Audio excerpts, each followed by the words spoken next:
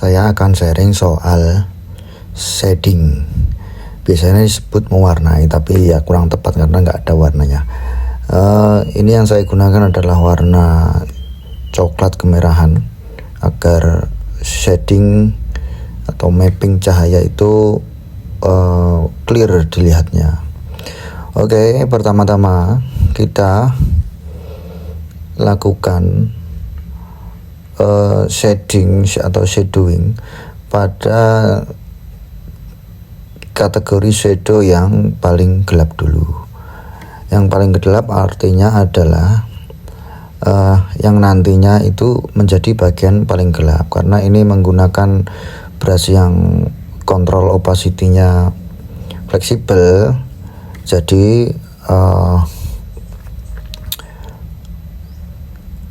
bagian tergelap dari shadow itu hanya di marking saja, karena nanti akan ditimpa akan semakin gelap sendirinya.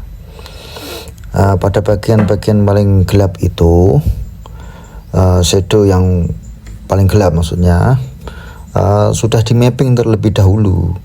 Mapping lebih dahulu yaitu dari mana arah cahayanya, sumber cahayanya dari sudut mana, sehingga bisa ditebak atau bisa diprediksi highlight, middle tones, dan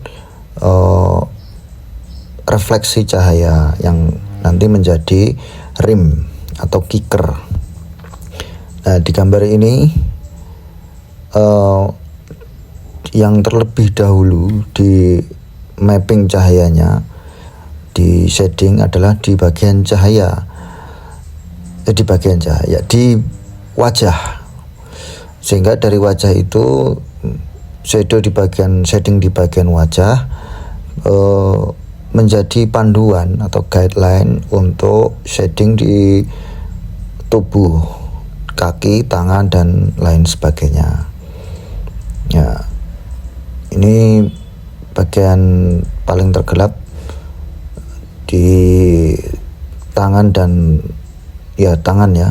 tangan dan di bawah tas itu sudah ready.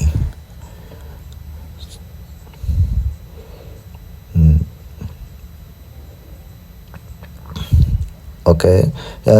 Kemudian untuk bagian-bagian tergelap ini memang harus hati-hati, karena nanti kalau tidak hati-hati kadang-kadang kita salah pilih lokasi sehingga agak nggak masuk akal gitu kan.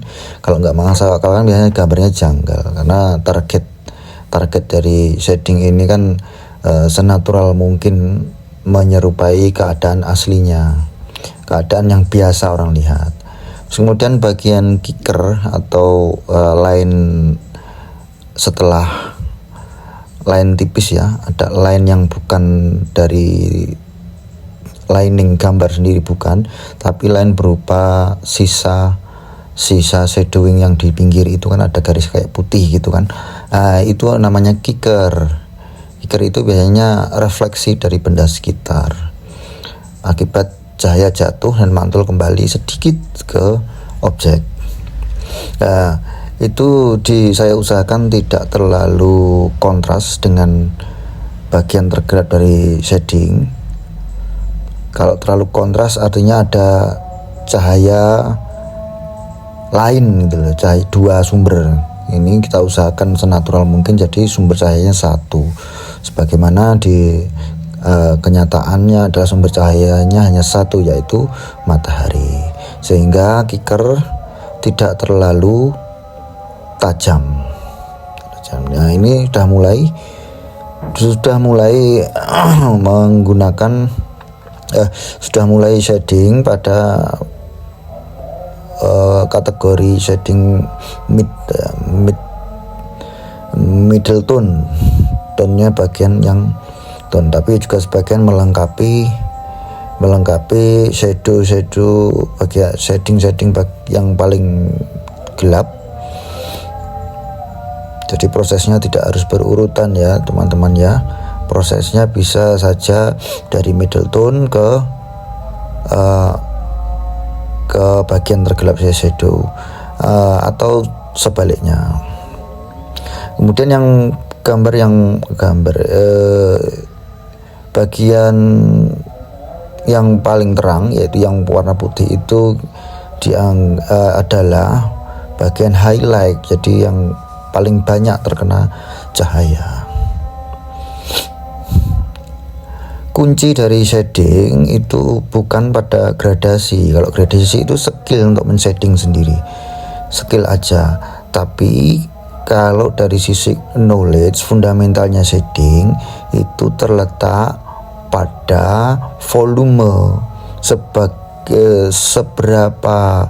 seberapa mahir kita memahami volume benda yang kita gambarkan, ya itu fundamentalnya shading. Jadi shading ini sama aja ya dengan yang ini, dengan gambar yang ketika kita waktu gambar yang belum di shading ya, belum di shading, itu ada volume yang sudah terbentuk, yaitu menggunakan garis-garis, kadang garis lengkung untuk menciptakan efek volume 3-dimensional. Nah, shading juga demikian rupa, sama sebetulnya, hanya eksekusinya dengan gradasi, sementara yang belum tershading itu hanya dengan garis. Perbedaannya hanya sedikit saja, tetapi efeknya memang sangat signifikan. Kita hanya memanfaatkan shading untuk membangun efek 3-dimensional, sehingga skill shading ini juga nggak berguna kalau tidak punya pemahaman atau tidak hafal lah soal volume 3-dimensional. Makanya di principal drawing itu volume 3-dimensional harus ada latihannya sendiri, harus disadari. Targetnya adalah target dari latihannya itu adalah bagaimana kita latihan sehingga muncul kesadaran 3-dimensional. Maksudnya apa? Maksudnya jika kita menggaris apapun itu sudah refleks 3-dimensional. Nah, itu perlu latihan yang banyak, tapi latihannya tersendiri. Shading itu adalah hanya dampak atau hasil dari latihan tersebut.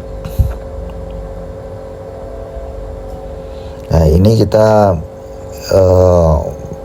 kurangi intensitas cahayanya, karena di bagian celana bagian bawah itu tidak terlalu banyak terkena cahaya, karena cahayanya dari pojok kanan atas, ya sekitar jam 3 atau jam 2 sampai jam 3-an sore, atau jam 10 sampai jam 9 atau jam 10 pagi,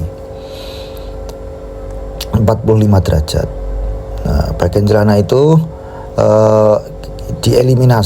saya eliminasi bagian shading yang masuk ke kategori highlight. Jadi hanya di celana hanya saya perkenankan untuk shading yang masuk kategori gelap dan middle dan setengah gelap. Ya, disebut mid tone atau ya middle tone. Ya, bagian shadow itu hanya sedikit saja. Bagian celana kan biasanya kena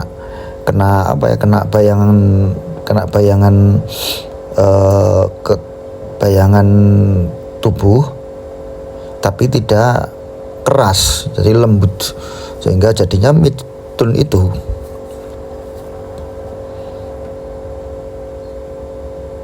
Ya, ini hanya sekarang tinggal menegaskan aja kontrasnya. Jadi saya ambil warna yang lebih gelap lagi untuk menegaskan bagian shadow yang lebih gelap. Biasanya kalau di software editing video atau foto disebut black, biasanya lebih black lagi.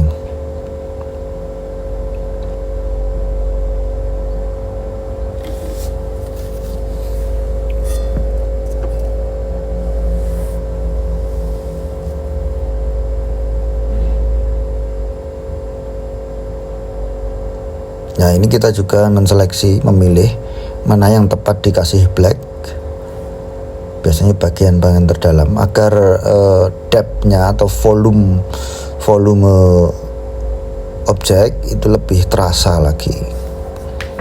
Kalau di video grading itu kontrasnya ada agak di adjustment setelah akhir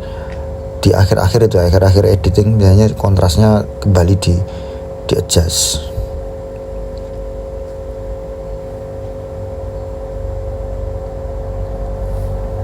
Oke, ini mungkin tinggal sedikit lagi. Ya finishing touching dikit-dikit aja, nuruti hati nuruti perasaan. Kayaknya belum srek gitu, pasti biasanya gitu kan, yang orang-orang yang gambar itu kan belum srek tuh masih aja di apalah, kurang perfect.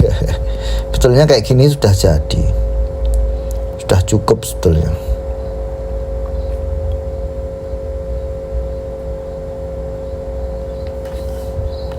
Baiklah, ini mungkin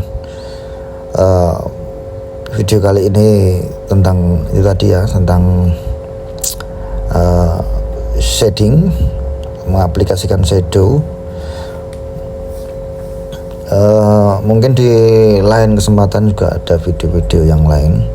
Jika menyukai video ini, teman-teman boleh subscribe atau tinggalkan jejak di kolom komentar agar kita bisa diskusi, karena tujuan channel ini adalah untuk sharing drawing, terutama soal fundamental drawing ya. Mudah-mudahan bisa lanjut ke video lainnya. Assalamualaikum.